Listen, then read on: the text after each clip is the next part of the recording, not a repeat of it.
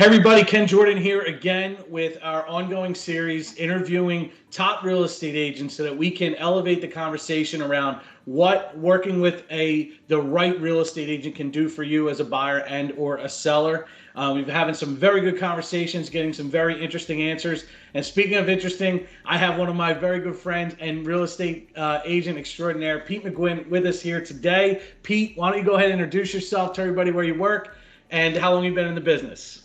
All right, we'll do. Hey, thanks for the lead-in music. First and foremost, hair and makeup never showed up yet, so I don't know if we need to wait before we start this, but if not, we could just go and touch it up afterwards. You're looking good. You're looking good. All right, sounds good. Hey, man, I'm Pete McGuinn. I work for REMAX Main Line, and I've been doing this. Today is actually my 20-year anniversary, right this second today. So nice. Congratulations. Yep, thank you so much. 20 years, man. That's something to celebrate for sure. Yeah. So today is my actual anniversary. I stumbled upon it a little bit ago, and I've been doing kind of silly posts leading up to it, but today's the day. So I love it. Well, listen, 20 years, I'm sure you've seen a lot, right? So I would like for you to share with our folks here a story or an example of a time where you as a real estate agent were really able to make an impact on a transaction. Okay. Yeah. I'm going to use one that just happened pretty recently. So I had a client, we've been looking at condos throughout Delaware County, Chester County, Montgomery County, and she really focused in on one building. She said she only wanted to be in this one building. Well, things didn't come up very often in that building at all. And when one did, we put our best foot forward, put in an offer, and there ended up being like 13 offers. We didn't get it. She was highly disappointed, but I wasn't willing to take that and just live with it. So what I ended up doing was I scheduled a time with the building manager for the condo association. Met with them in person to let them know I had a ready, willing, able buyer ready to go. Because I figured a lot of people in the building would probably go to that building manager and kind of let them know what they were thinking about doing before they did it. I then I reached out to every buyer's agent and listing agent from last year and reached out to them and said, hey, if you know anything coming on, let me know. And then I started to send mailers directly to the people that live in that building to say, hey, I've got a client that's looking to buy in your building. And I had somebody actually reach out to me and said, hey, I started mentioning selling my unit and 3 people gave me your business card. And my client actually did lock up that unit. We got it before it hit the market. And she got exactly what she was looking for, and she didn't have to compete with a million other people. So I like to think of that as, thinking outside the box for my client and not just waiting for that easy pitch to come, but just to chase it down and kind of make something happen when things aren't happening naturally. So what a testament, man, to be able to take strategy and diligence and combine them.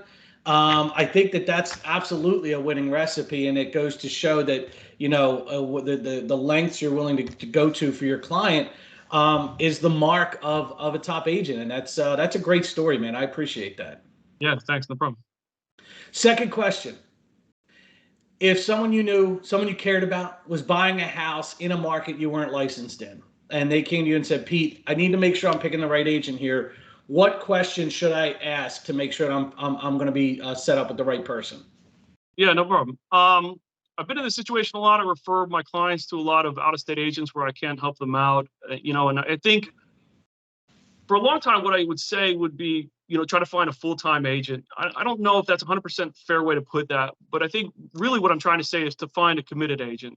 Not to say that some part-time agents can't be great agents. They can be, but what you really need is you need somebody with their finger on the pulse of the market. You need somebody who's out there every single day, grinding, trying to figure out, what's going on in the market, has local knowledge of that market, and can really help you. I think a lot of times we end up saying, or people in our industry say they could do things that may be outside of their normal realm, and maybe it's just not their main focus, and it leads to a lot of frustration in the industry. And I think that's my number one question when I refer people is, how active are you in this business? How active are you in this particular community?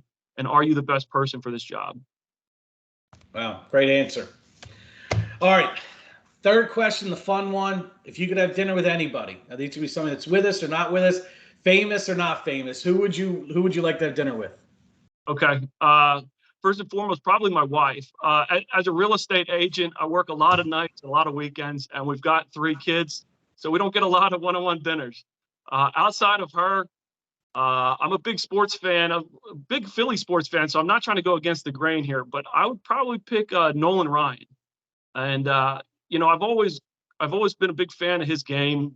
He's always a constant professional, was in the game for a very long time, always working on his craft, always breaking a lot of records. But in addition to all those things, behind the scenes, he was just a humble family man, or is just a humble family man. And I really strive for that balance constantly, and I'd love to talk to somebody else who's done it in their own life. So For someone who was able to do it at such a high level for so long, I mean, there's stats out there that would shock you that he pitched against like 3% of all of the MLB players that ever played the game. Like, that's how long this dude was in the game. So, I mean, 20 years, you got a little ways to go to catch up with them, but a couple records in front of me that I got to break. But I just always love the fact that off the field too, it's just his commitments to his family, and that's really my commitment as well. So I like that blend between working hard and also being, having family first. So.